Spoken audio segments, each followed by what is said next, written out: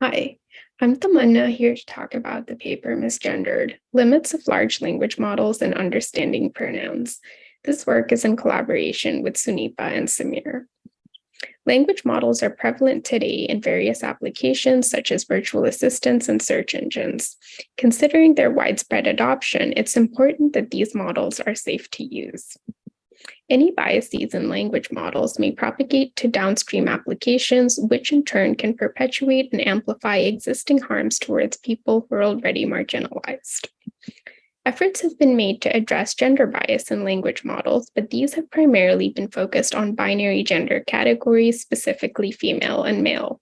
But this is a restrictive approach towards gender. A growing number of jurisdictions, including America, now legally recognize gender as a broader, non-binary concept.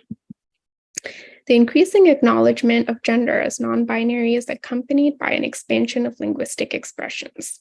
Terms such as gender, fluid, and MX have been introduced to cater to diverse gender identities. Novel pronouns like Z and thon have also been introduced as inclusive options. In this paper, we focus on evaluating popular language models for the ability to correctly use a wide range of pronouns. We introduce a framework misgendered in order to conduct this evaluation of language model performance on pronoun understanding. It consists of two parts. Firstly, a template-based evaluation dataset. Secondly, an experimental setup for evaluating masked and autoregressive language models using a unified method. I'll start by first providing an overview of our template-based evaluation dataset. Each evaluation template begins with an individual's name and a declaration of their preferred pronouns. This is followed by a sentence with a missing pronoun. An example of a populated template is shown here. The name Amari is used, and the Z pronouns are declared here for Amari. All 5 pronoun forms of Z are declared. In this case, the missing pronoun label is Z, which is the nominative form of the declared pronouns. Our dataset consists of templates for evaluating all 5 pronoun forms. The templates are populated with names that are statistically associated with being female, male, and unisex in the United States. And 11 different pronoun sets are used, covering binary, gender-neutral, and neopronouns. Finally, pronouns are declared in several different ways. There are a total of 3.8 million instances in our dataset. To recap, so far, I've given an overview of our dataset for evaluating pronoun-based misgendering by language models.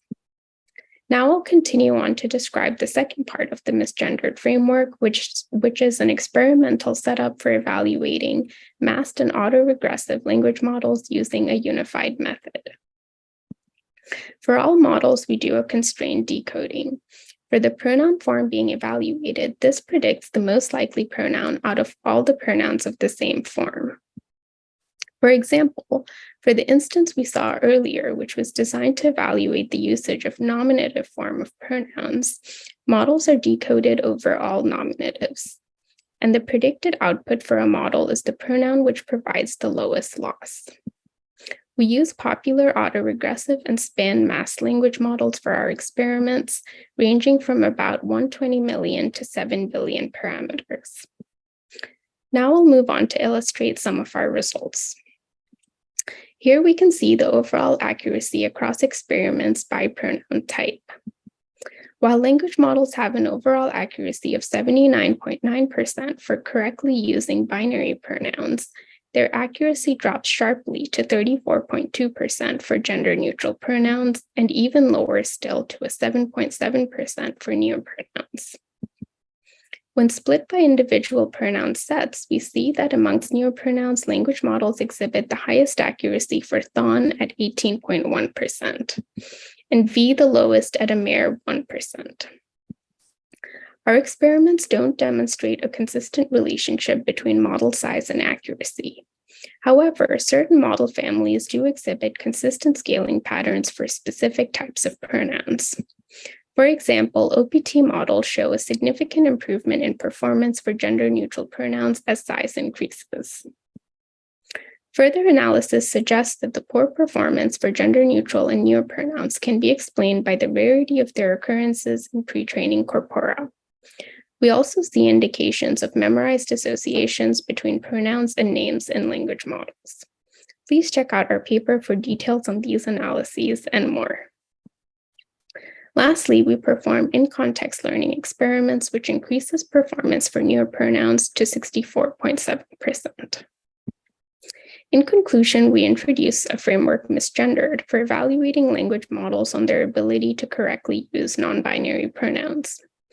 We noticed poor performance across popular models of varying sizes for both gender-neutral and neopronouns. A couple of limitations of our work are that template-based evaluations have been shown to be sensitive to choice of templates and are limited to only English. We hope further work is done in this space, not only to evaluate language models for misgendering, but also to rectify it.